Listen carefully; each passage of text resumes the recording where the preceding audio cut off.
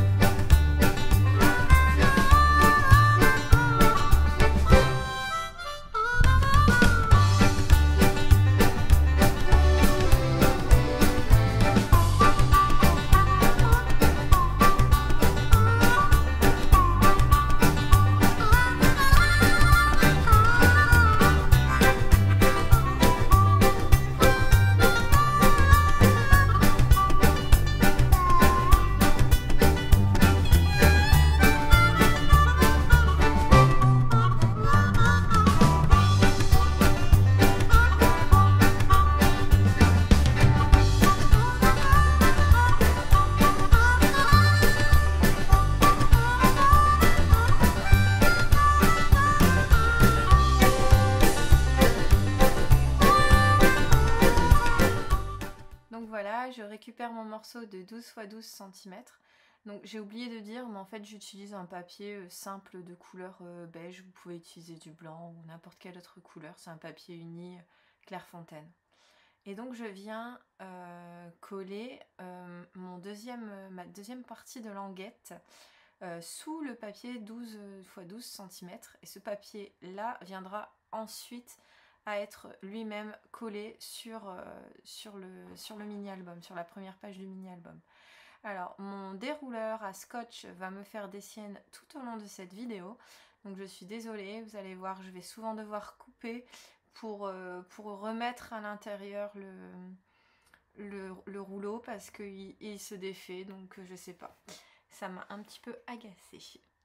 Là, je vais venir coller l'encadrement, mais avant, je vais mettre un petit bout de ficelle pour faire comme le portant pour les petites salopettes que je vais mettre dedans. Alors là, j'utilise une ficelle de couleur naturelle. Vous pouvez très bien utiliser une twine colorée ou même un morceau de carton bois ou autre chose. Il n'y a pas de souci, vous pouvez utiliser ce que vous voulez. Collez-le bien surtout pour que ça ne bouge pas ensuite. Donc là, une fois l'encadrement collé, je vais couper les petits bouts de ficelle qui dépassent de chaque côté avec un coupe-fil, ce qui est beaucoup plus simple que d'utiliser des ciseaux là pour le coup. Donc je coupe de chaque côté et ensuite je vais faire ma mise en page en collant mes salopettes, mes photos et mes autres décos. Je vous laisse regarder ça en musique.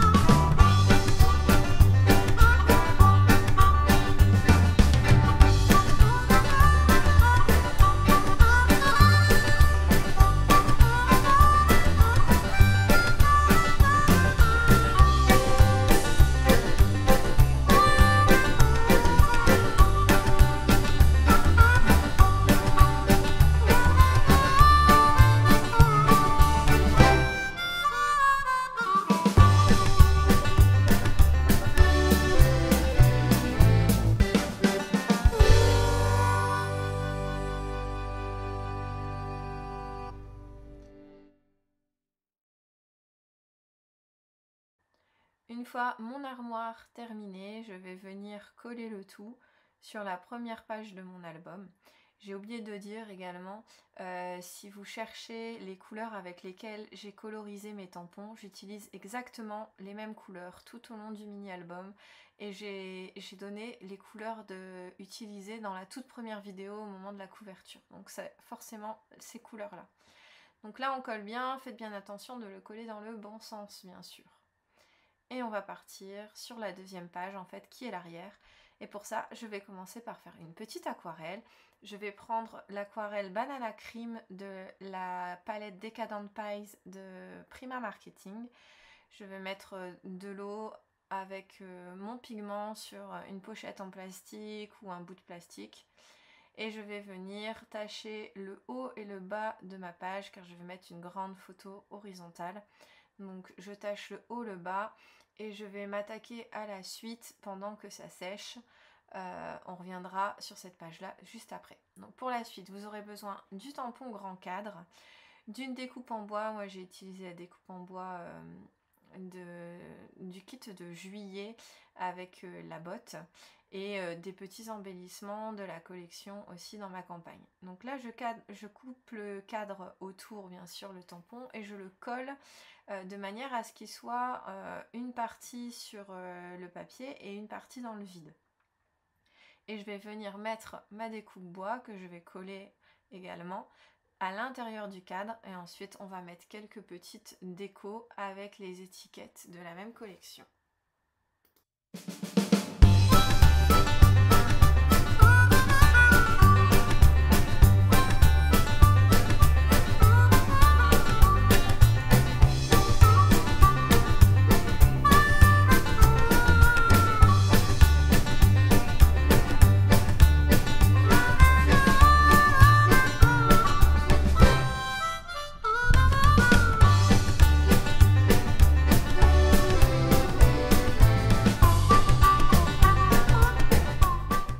Pendant ce temps-là, le haut a eu le temps de sécher, donc je vais pouvoir m'attaquer à la page du dessus. Pour cela, vous aurez besoin du tampon numéro 2 de l'Arche pour avoir la petite feuille style palmier, le tampon Les plaisirs de la campagne et les tampons avec les 3 onglets.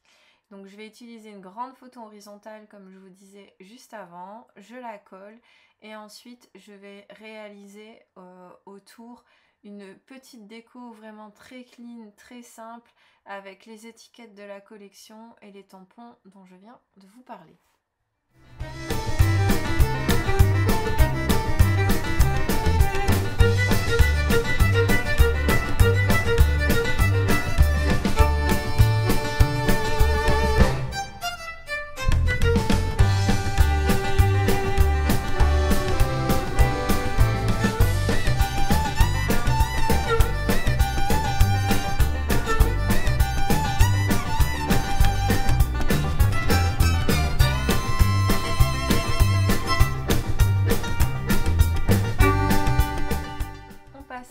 Suivante et là il vous faudra une photo dont la largeur fait la même largeur que le cadre, donc de préférence en portrait bien sûr.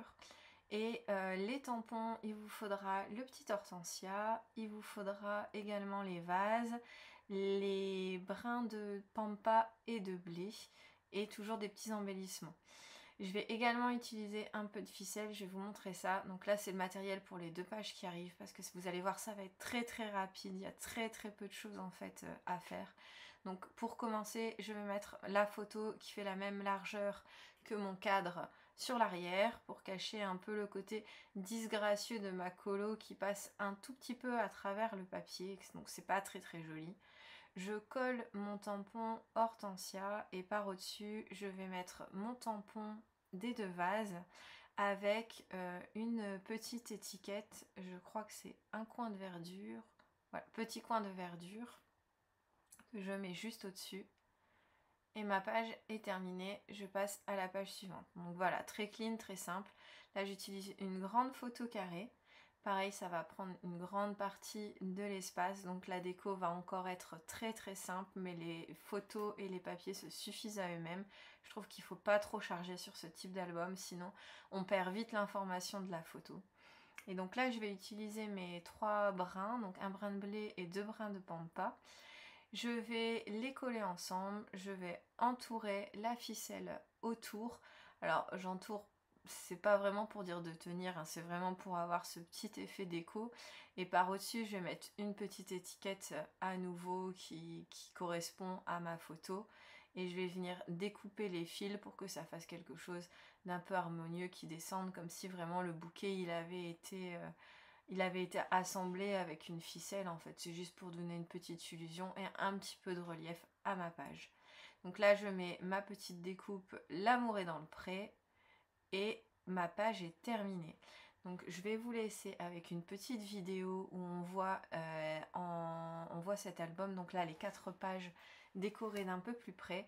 Et après, je vous ai mis des photos et je reviens très très vite vers vous avec la suite de cet album.